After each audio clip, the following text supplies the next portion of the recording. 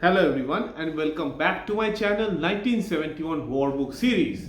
Today we are going to talk to somebody really special, a man from the Indian Air Force who carried out airstrikes in Dhaka, in the city of Dhaka itself during the 1971 Bangladesh Liberation War. You might all be aware about the airstrikes conducted by the Indian Air Force on the governor's house in Dhaka, the Tezgaon and the Kurmitola airfields and other prime time important targets inside Dhaka, which did shake the Pakistani military morale. Today we are going to talk to Group Captain Dileep Pandit, who had taken part in such operations, especially destroying the Pakistani Air Force capabilities to operate from Kurmitola and Tezgaon airfield. His entire squadron, the 221 Squadron, taking part in operations to destroy other Pakistani military targets all on the western side of East Pakistan, present day Bangladesh, and also later taking part in the Western Front air operations as well against Pakistan. Group Captain Dileep Pandit and the entire 221 Squadron was armed with Sukhoi-7 ground attack aircrafts, which proved extremely important and extremely valuable in the air operations on the Western Front. But in the Dhaka air raid operations, the Sukhoi-7 proved its mettle even here in the Eastern Front. To know more about the air operations in Dhaka, let's welcome Group Captain Dileep Pandit to our program today. First of all, sir, I would like to have a brief introduction of yourself as a fighter pilot of the Indian Air Force, Okay. and then we'll proceed forward, sir. I'm Group Captain Dileep Pandit speaking here. Okay, I've been a fighter pilot in the Indian Air Force for 31 years, from 1963 to 94. I've flown 8 different type of fighter aircraft and about 5,000 hours of flying on different type of aircraft. Okay. So my background is that I am 1942 born, and while I after finishing my matriculation, I joined St. Xavier's College, Mumbai, and then thereafter I appeared for the UPSC exam to join the National Defence Academy. And after passing the services selection board, etc., in January 1960, I joined the 23rd India course in Khadakwasla. Okay. After I passed out from India in December 62, in 1963, I did my flying training at the Air Force Flying College in Jodhpur, and then in the fighter training wing at Hakimpet, and I was commissioned in 63.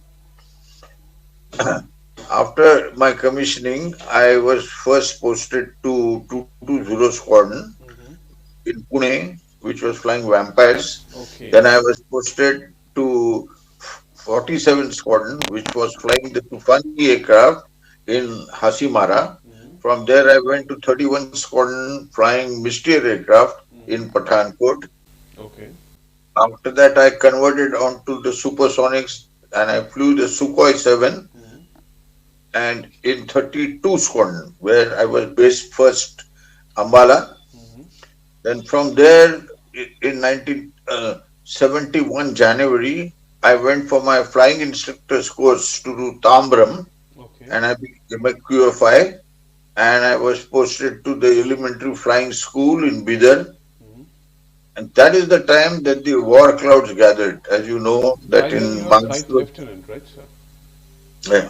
Sorry? By then you are a flight lieutenant, right, sir? Yes, by that time I was a flight lieutenant. Yeah, I didn't say about my promotions. So I was a flight lieutenant that time, and the war clouds had gathered because of the elections in Pakistan, the East Pakistan, Mujib's Awami League coming to power, and Bhutto Yahya Khan not ready to relinquish power to him. So, and everybody knows that how Indira Gandhi and Sam Manekshaw, our Field Marshal Manekshaw, had a meeting, and he asked for some time for being ready to have for a war with Pakistan if faced. So it is from April 1971 that the preparation for an inevitable war with Pakistan started. At that time, what happened was that all those pilots, fighter pilots who were on other than squadron duties, were trained back to the squadrons to renew their operational training and to gradually absorb them in the operational role. Similarly, I was sent from the elementary flying school, flying the H-2 aircraft Okay. and teaching people how to fly. I was sent back to my squadron, which is 32 Squadron at Ambala, Mm-hmm. and twice I was sent for small durations of 10 days, 15 days, and we were made fit to fly during war. Okay. Now, as far as the overall pilot distribution in the Indian Air Force was concerned, there were more pilots in some squadron, less pilots in some squadron. Mm-hmm. So I was attached to 221 Squadron. Now the story about 221 Squadron is that 221 Squadron was the first Sukhoi-7 squadron which was raised. Mm-hmm. It was raised with the pilots and technicians who had gone to Russia for training and flying and maintaining that aircraft. Mm-hmm. And then it was used as a type training squadron. That Okay. means newly inducted pilots were trained on Sukhois and then sent back to the operational squadron. So, with the result that at any given time in Mm-hmm. 221 squadron, there were equal number of trainee pilots and equal number of operational pilots. So, they had a shortage of pilots. So, I was attached to 221 squadron. Okay. Now, as far as the role of the aircraft is concerned, the Sukhoi 7 was a very nice, very powerful, but a ground attack aircraft. Ground attack meaning that it had more stations on which it could carry bombs. We had six stations, Mm-hmm. so we could carry rocket pods and, of course, the guns. And it was mainly meant for attacking targets on the ground, especially in the border conflicts. Okay. But it had a very, very powerful engine to be able to lift this weapon load. So it is to guzzle fuel, Mm-hmm. with the result that the operational range during war of this aircraft was known that it will be limited. Mm-hmm. But the war that we envisaged with Pakistan on the Western Front, there was no really deep penetration role for this aircraft. So in 1971, we had inducted a total of six squadron worth of aircraft. That means there are 12 fighter aircraft and two trainer aircraft per squadron. We had inducted them, but the pilots varied from squadron to squadron. As I said, that people were attached for this squadron. All Now, right. special role for the Sukhoi aircraft, I will just touch upon Mm-hmm. that in the West, it was a question of uh, causing more damage to the Pakistani air assets, that is, to damage the runways and aircraft on the ground. Mm-hmm. And the airfields were not very far away from the IB on the west. Okay. Roughly So, 100 uh, plus 50, 150 plus kilometers or 200. I would say yes, it depending, it is Mm-hmm. so flexible that it depends, in case of carrying two bombs less, Mm-hmm. if you carry fuel tanks, then your range would increase, Mm-hmm. but then your bomb load would decrease, like that. So, because as you get into combat, you cannot have any drop tanks or bombs hanging on your aircraft. So, you have to drop them and once everything is dropped, then a clean Sukhoi was as good as a MiG-21 in an air combat role. Okay. But then what is the use? Because the MiG was designed for an air combat role and to gain air superiority. Mm-hmm. So in the West, as I was saying, that five of the six squadrons of the Sukhois were on the West, Mm-hmm. and ours was the only squadron which was designated to fight in the East. And if you look at the history of 1971 war, those who have access to the numbers, etc., These Sukhois did a wonderful job of carrying out counter air operations in the West. Very They much. lost Mostly on the Western Front, I've seen that. almost all in the Western Front. Ours was the only squadron which was designated to carry out air operations with Sukhoi aircraft in the eastern sector. And it was not planned that we will go and do some attacks on the airfields there, because the airfields that were known airfields as per our intelligence were the Tezgaon and Kurmitola twin airfields and the Jessore airfield. Right. Okay, so and another problem was that once it was decided that this is not the role of this squadron of attacking counter air operations, then the question was that we need not be very close to the border as long as we could carry more load. So there was just an care and maintenance unit. It is to be called CMU. That means it just looked after the airport assets on any airfield. So that there was an airfield like this called Panagarh, which Panagarh. is somewhere close to Durgapur, and that station was commanded by a flight lieutenant. Flight lieutenant. Okay. Yes. So the station commander there was one flight lieutenant Vijay Rodrigues. Okay. Okay. And poor chap had nothing there, just few about 20, 30 airmen, a runway which they had to maintain in the sense that it is not, no grass grows up, nobody occupies it like that. So that was chosen as the base from where 221 squadron would operate. My goodness. Okay. So, as a flight lieutenant, he had this superhuman task of bringing up some infrastructure there. And of course, as the days passed, then of course there was Wing Commander Buckley, who later on became AVM. He came from Pathankot. He took over as station commander, and slowly, there was a huge hangar there, and there were no blast pens to protect the aircraft. There Right, was right. no accommodation. Though, I There mean, was Pakistani no. aircrafts didn't strike, but if they did, I mean, of course, if No, no, that is what. If you'll just give me 2 minutes, what happened is that we had to prepare that in case the Pakistani Airforce strike, then we should not have our aircraft in the open, etc. So they had to be dispersed and camouflaged and all that. And if you know a little bit about 1965 war, the maximum damage by the Pakistani Air Force was carried out in the east on Kalaikuda Kalaikula airfield. airfield. Okay, that is near Kharagpur and somewhere in Calcutta. So they had in one attack they had destroyed 14 of our aircraft, Canberras and mainly and Hunters, because our aircraft were in the open. So the Air Force had learnt its lesson, and it was decided that only one squadron will be based there. The aircraft will be kept dispersed in camouflage because that was not enough time to build blast pens, etc. But what happened is now that means the role of the squadron which was operating from Panagarh was defined as Army Air Support, okay, in the area between Jessore and the border. Now, for every fighter pilot, if he's a air defense pilot like a NAT or MiG-21, his dream is to have air combat with the enemy and shoot him down. Right.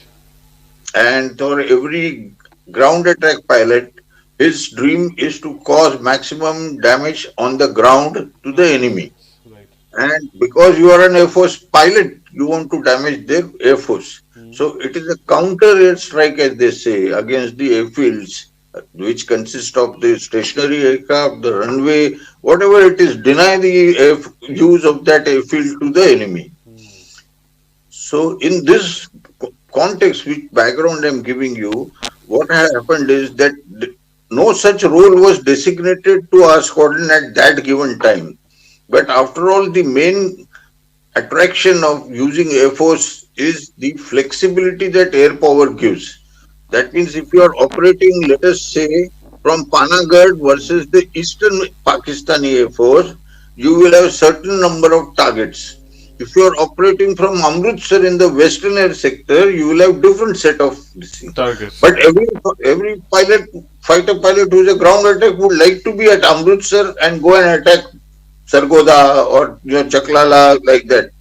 So our squadron commander, Wing Commander A. Sridharan, he went specifically to Eastern Air Command headquarters and to air headquarters and said, you must give a target of counter air to our squadron to boost up the morale of the pilots and the. So then some calculations were done. If we fly low level, we can go so far. If we fly high level, we can go so far. If we take this weapons, and so finally it was agreed that 221 squadron will also be utilized for carrying out counter air strikes in East Pakistan. So we were quite satisfied that we will be taking part in the real Real battle, I air would war. say. Right. Yes, yes. Okay. Now, what happened is, as I said just now to you, that the intentions can vary. Today it will be this side war, this target, etc. But the capabilities can't be built up overnight. So pilots have to train. The training will be different on based on the air defense that we know the enemy has. Mm. So these 6 months were utilized by the squadron to devise ground attacks to cause maximum ground damage to the enemy. So we used to practice different type of attacks. Two aircraft, four aircraft together, four aircraft attack, two from another side and two from another side is and every squadron does this in the Air Force. Nothing very special about it. And each this is the beauty of it that the higher authorities just tell you what is the target, what damage you expect from they escape from us. But how we go about it was left to the squadron commanders and the pilots and the flight commanders. So we did a lot of preparation. Hmm. And as I'm trying to emphasize is we almost had 9 months of preparation time. Right. The only thing was that other bases were lucky enough to do this training Hmm. from their parent base. Hmm. That means after flying, they returned to their families. Hmm. They were not disturbed that way.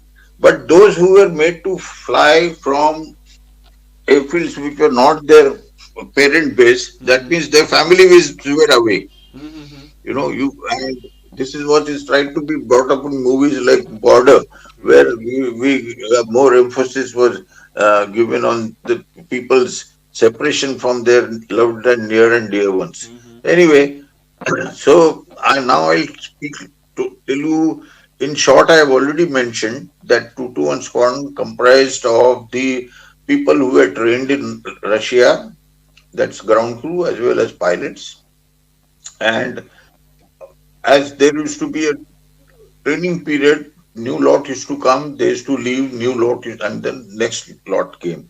So our squadron was commanded by Wing Commander A. Sridharan, and we had two squadron leaders who were our flight commanders, that is squadron leader Vadavan and squadron leader Bhutani, Okay. and we had a host of flight lieutenants.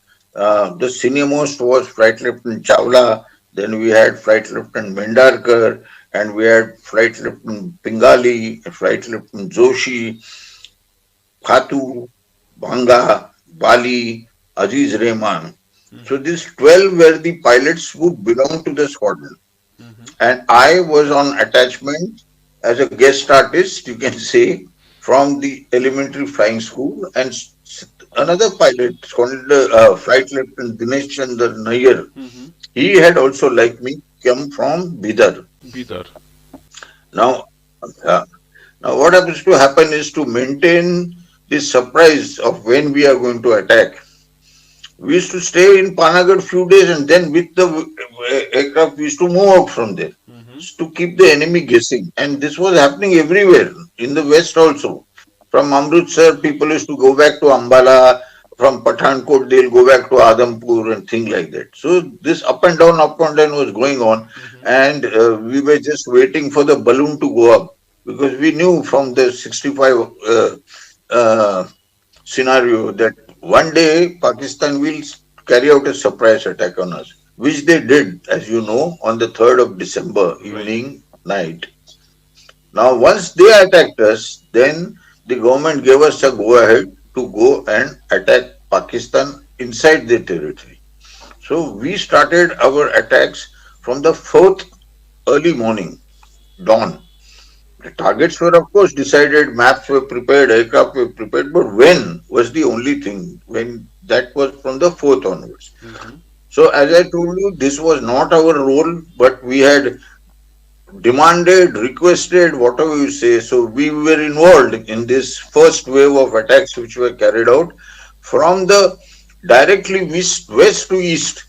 If you try and visualize the Bangladesh of today, that is the East Pakistan of that time, you Mm-hmm. will find that this was after Calcutta, Dum Dum. Okay, Mm-hmm. and this was the first or the only directly west. That means we were going from west to east, West to where east. people were coming from North Bengal to east, down southwards. Mm-hmm. People were coming from northeast to southwest, Mm-hmm. from Tezpur, etc. So there were plenty of squadrons who were taking part, but this were our role. I am restricting it to it was on the first day Mm-hmm. we carried out a total of three different strike of four aircraft each. These strikes were, sir, from not from, I mean, from Panagar only. Oh, from Panagarh only. For Oh, okay, our okay. strikes were all from Panagarh. We had to go there and return. Hmm. So it was restricted to carrying out one attack only because there was not enough fuel to do anything. Mm-hmm. And I will now press on. That first wave that was sent was led by the CO as usual. The CO leads from the front. So Wing Commander Sridharan was there, and there was the young. He was the senior-most, and the junior-most the pilot was what we used to call him Bache because he was the junior-most Thakur. Flying So he officer. was there. He was a flying officer, probably. I don't remember exactly, but he must have been a flying. And Flight Lieutenant Dinesh Nayyar. Mm-hmm. Now, in this attack, okay, there was plenty of anti-aircraft firing going on. So when the anti-aircraft guns are flying, that time, one thing is quite sure to now your own aircraft won't be there. That means the Pakistani Air Force was Mm-hmm. not there Mm-hmm. because the guns were free to fly. Any aircraft which comes, you just shoot them down. Mm-hmm. In that Flightman Nayyar's aircraft was quite badly damaged. It was still flying worthy, and sitting in the cockpit, you don't know how much the damage is from outside. But he managed to shoot on an aircraft, a Sabre aircraft. They had all aircraft with Sabre there, which was being refueled at that time. Acha, acha. Okay, so he got that Must aircraft be as a a very target. huge explosion because fuel Yeah, tank was because not then burning. so what happens is that the browser is the first thing to explode, Mm. which was refueling very close to it. And then obviously the aircraft, the Sabre itself must have been damaged. Then the second sortie was led by our flight commander, um, that is Squadron Leader Vadavan, and he had Flight Lieutenant Pingali and Joshi and things like that. But they neither had any damage to any aircraft, nor did they find any aircraft on the ground there. Mm. So they whatever they could do was to find the installations there. Whatever building they saw, they attacked that and they came back.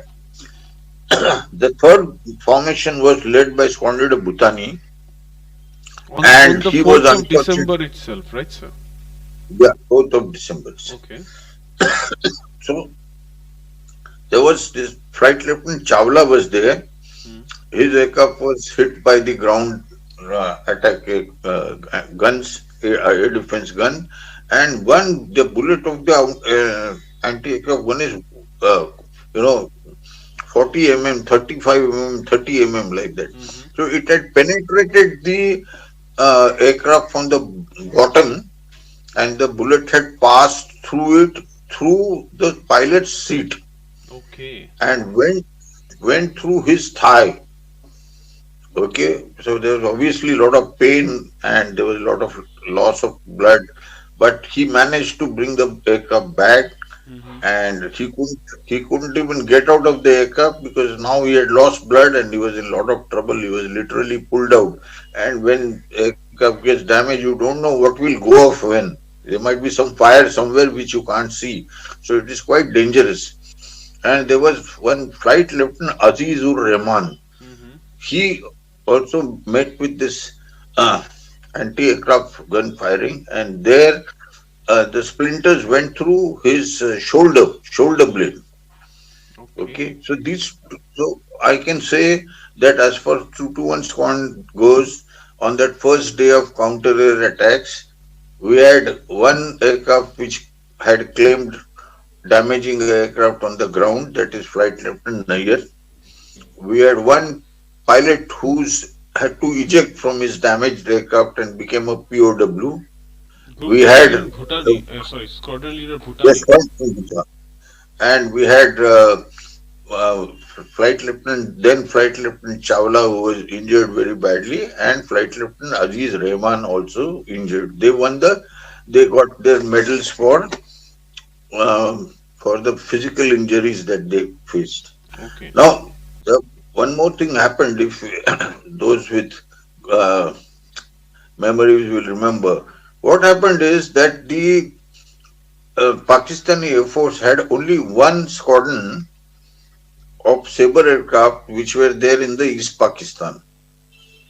Now, normally we count as 12 aircraft in each squadron, Mm-hmm. which are fit to fly and which will fly against you. But they had 18 aircraft, that is one and a half squadron. And if you remember, our NAT set shot down three Sabres in November itself. Right, right. Bogra, if you Boira, remember the Boira. big Battle of Boira, Boira. sorry, Boira, yeah. So at that time we were at Panagarh, by the way. I mean, so awaiting for. So now out of 18, three aircraft were lost that time. Mm-hmm. So 15 were left. So there were only 15 aircraft which could be launched against any air attack. And those same 15 was also expected to carry out strikes on our airfield and things like that. So Okay. this time the proportion of aircraft between the Pakistani Air Force and Indian Air Force was very much lopsided, Mm-hmm.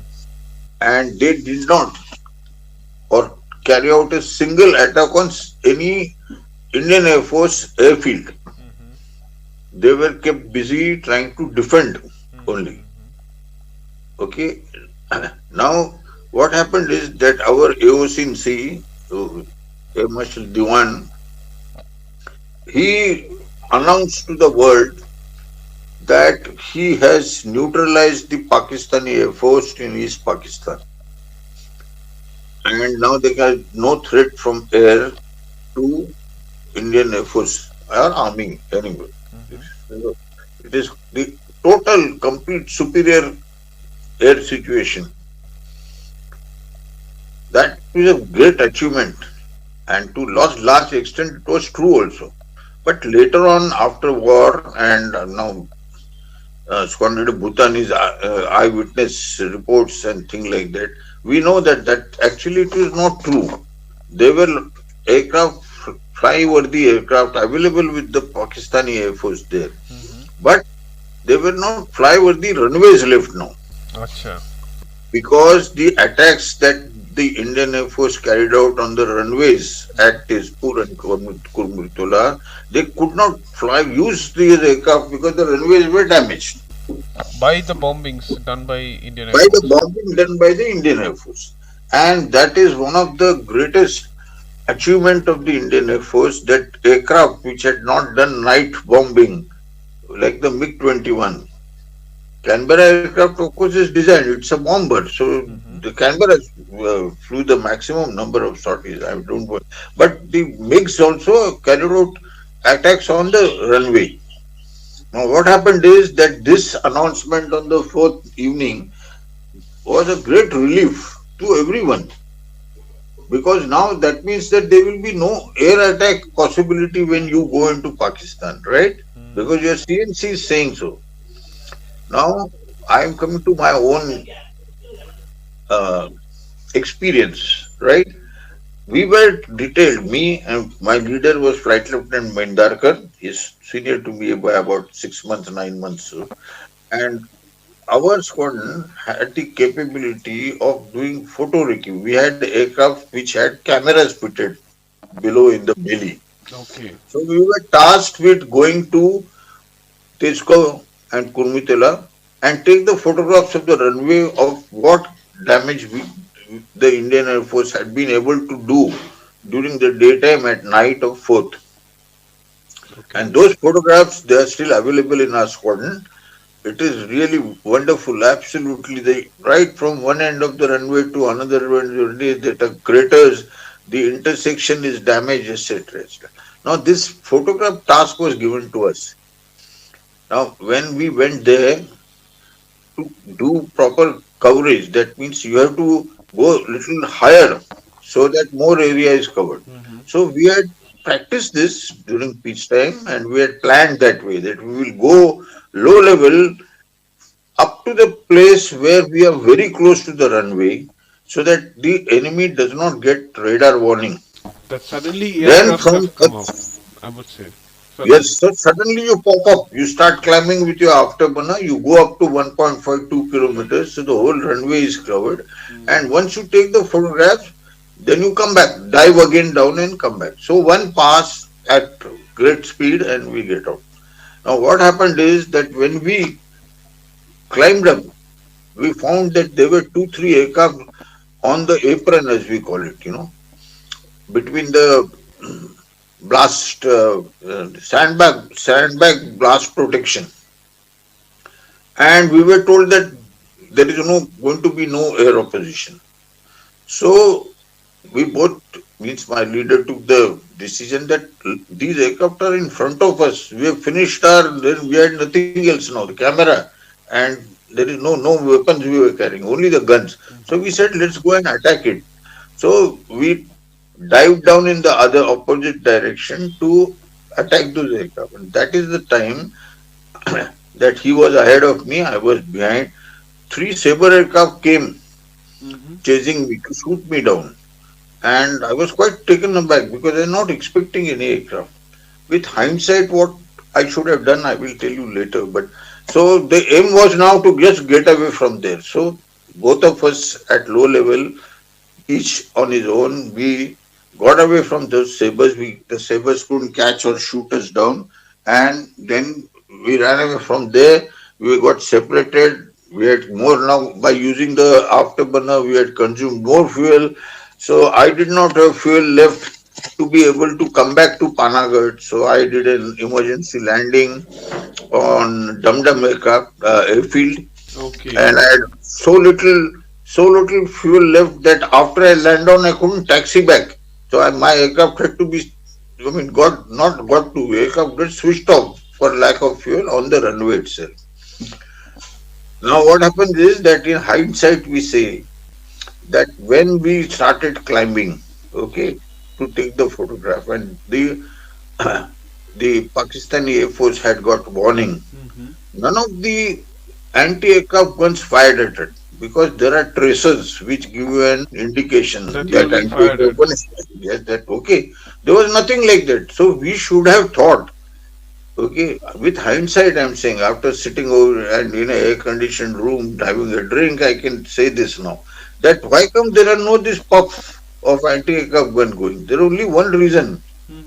That is you don't fire because your own aircraft are there. Hmm.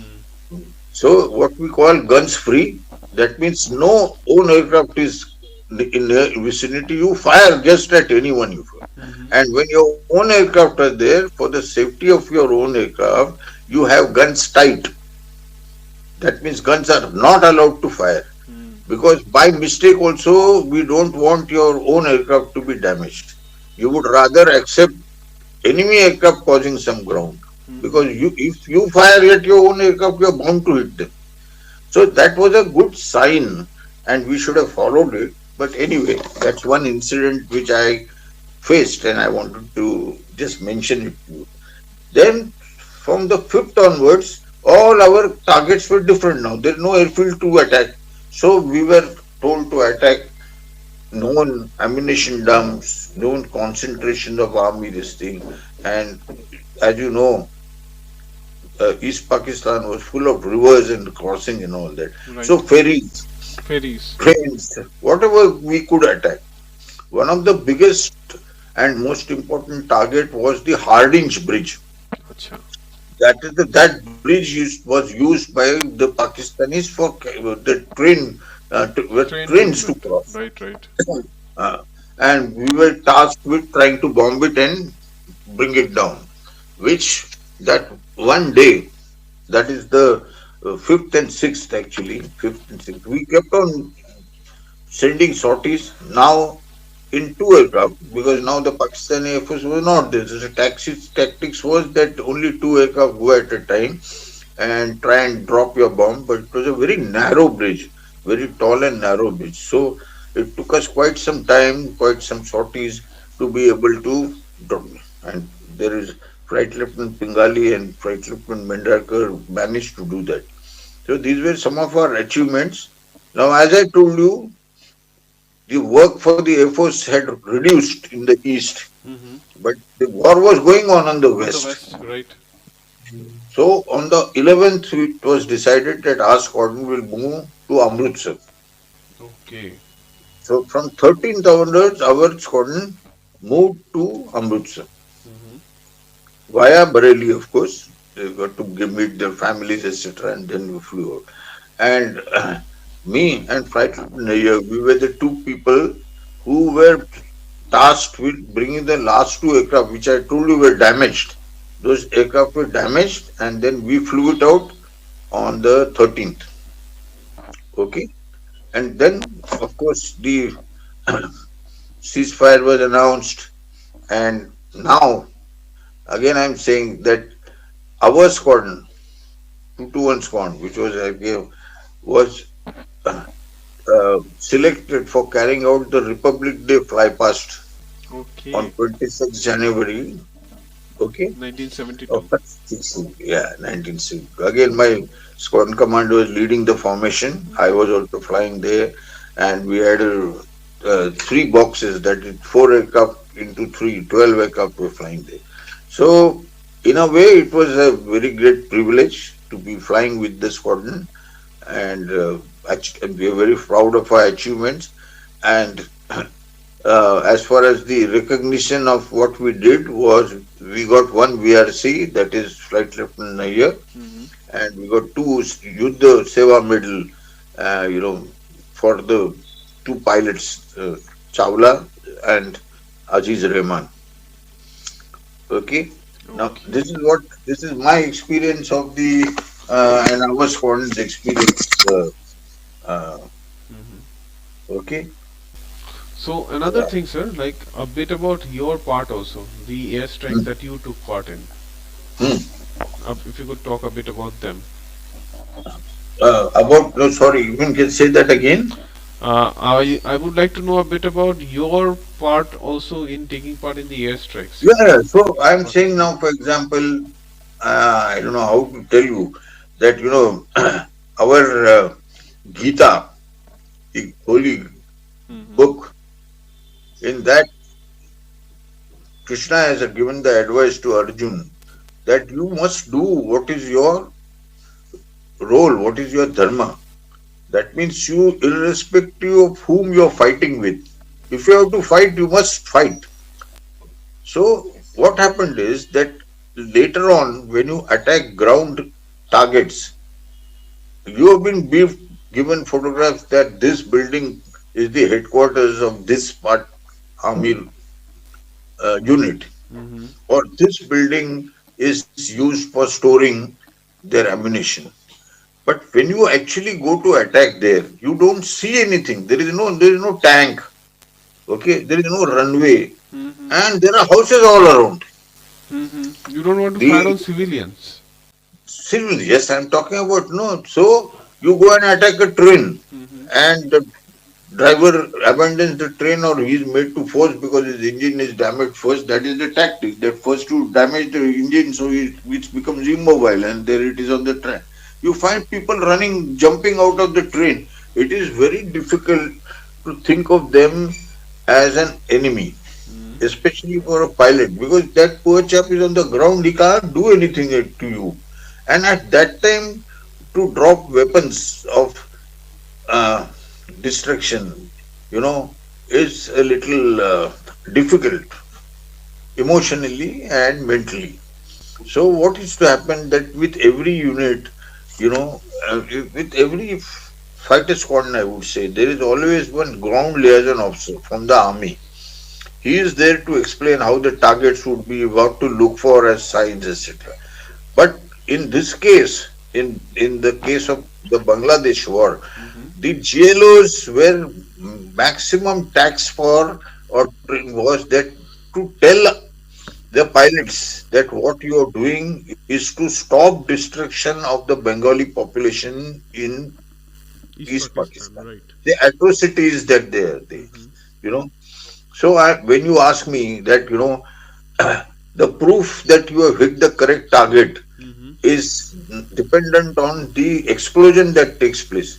If it is a school, then you drop your bomb, only your bomb explosion will be there. But if it is an ammunition dump, the explosion will be much larger, that just proves that Baba, it was not a school, Mm. it was not an orphanage, it was not a hospital. So like that, we went with lot of uh, apprehension in our mind when we went to attack system, because now there was no other, we were attacking targets which were civilian targets, but they were actually deliberately used civilian targets by the Pakistani army. And for that you had to steel your mind. And if you attacked a ferry, there are so many rivers, as they heard the noise of your aircraft coming overhead, or they heard our rockets bursting. There used to be this lots of people, 20, 30 people will jump off from a boat, Right. you know, trying to save themselves. And you don't know whether what you're doing is correct. Is it a fishing boat or is it a bloody carrying Gunboat, some right? arms? So that I think, at least when you are sure that whatever is in the on the field of battle, you destroy it, isn't it? So I think that that was one aspect which many of us had to be specially motivated. It is not what you are doing is required for us to Do keep. right. Now, what else can I tell you about? So, I mean, after this, then obviously, as I said, because our fly past was involved, so I stayed with the squadron till the Republic Day parade was over, and then I went back to the elementary flying school as an instructor. From there, I went back to, I mean, not, I was posted to the fighter training wing, Okay. and from there, I was posted back to 221 Squadron, the squadron with which I flew in the war. And I stayed with them for 2, 3 years. And because I had now I was an ops pilot also, and I was an instructor also, and I was a QFI. So by the time I promoted as squad leader, and I become the flight commander there, then we moved the squadron from Bareilly to Ambala in the reshuffle that the air headquarters carried out in their wisdom. But that was in 1975. Okay. And in 1976 we were in Ambala. 1977 I appeared for the staff college exam and I got selected. And at 77 I was at Wellington and did my defense services staff course. And from there, for the first time, I was posted on a ground job to headquarters Western Air Command, looking after the air ops as a squad leader. Then, while I was there, I did what is called the Fighter Combat Leaders course, the most prestigious, the Top Gun course of the Indian Air Force. So Okay. I qualified for that. I did successfully completed it, and then I was posted to another Sukhoi squadron at Hindon, Mm-hmm. 31 squadron. Mm-hmm. Sorry, 32 squadron, and from there I was selected to go to Iraq to train the Iraqi Air Force pilots. They were also flying the Sukhoi-7s and MiG-21. Okay. And at that time, the Iraq-Iran war was on. Mm-hmm. In the war started in 80, and we were in 81 February. We went there. In 2.5 years, I was there, and after that, I came back. I went there as a wing commander. I came back, and then I was posted to Air Headquarters as Deputy Director of Flight Safety, where my responsibility was to uh, investigate all major accidents, fatal accidents, Cat 1 accident where the aircraft is lost. We were Okay. very happy. From And there, then I got promoted to Group Captain, and then I was posted to Air Force Station Hasimara as the Chief Operations Officer. mm-hmm. Then, for after 2 years there, I was posted as the Command Air Defense Officer in Western Air Command. At that time, I was the first person who worked as Air 3. At every command, we have Air 1 who looks after fighter operations, Air 2 who looks after transport and helicopter operations, and they created one new post called the Air 3 who looked after all the missile, radar, squad. Okay. 2.5 years there, and then I went as station commander to Air Force Station Bhuj, Mm-hmm. and I was the station commander for 3.5 years there. And from 90 to 93 April, 90 Jan to 93 April. From there, I got posted to Air Headquarters, and I was with the Intelligence Directorate, and I retired in November 2002 when I was 60 years old. Okay. So really Yeah. long time in the service, sir. Yes, yes, yes. Okay. Wonderful talking So, to you, sir. Wonderful. same here, same here. It was very nice opening up to you, and some things maybe I've crossed. Okay, on this let's end our talk on a happy note. Thank Okay, you, sir. you're most welcome to get in touch with me. I will. No? I will. I will. Thank you. Thank you. Thank you, Thank sir. you. Bye. Bye.